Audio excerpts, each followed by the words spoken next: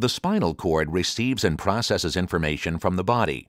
The spinal cord is also the final common pathway for most voluntary and involuntary reflexive movements. In this animation, we'll examine the spinal pathways involved in the withdrawal of a limb from a painful stimulus. The cell bodies of sensory neurons are located in the dorsal root ganglia.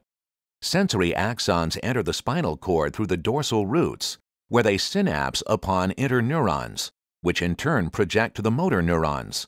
The sensory receptors that transmit the sensation of pain are called nociceptors. Motor neurons are located in the ventral horn of the spinal cord and send their axons out the ventral root to innervate muscles.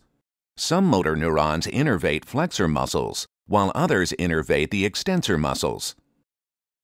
Whether a particular motor neuron is excited or inhibited depends on the interneuron. In this example, an interneuron sends an inhibitory signal to motor neurons controlling the extensor muscles. An excitatory signal is sent to motor neurons controlling the flexor muscles. This permits the dog to withdraw the hind limb from the painful stimulus. With the withdrawal of one limb, the weight shifts to the contralateral limb. Interneurons also connect to motor neurons on the opposite side, so that the muscles in the other limb can adjust to the shift in weight distribution. Flexion of the stimulated limb is therefore accompanied by an opposite reaction in the contralateral limb. That is, the extensor muscles are excited while flexor muscles are inhibited. The sensory information is also relayed up the spinal cord to the brain, where it can be further processed.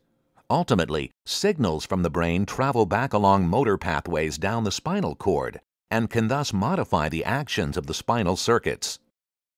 The information from higher nervous centers permits fine-tuning of muscular control and also allows the dog to avoid painful stimuli in future encounters.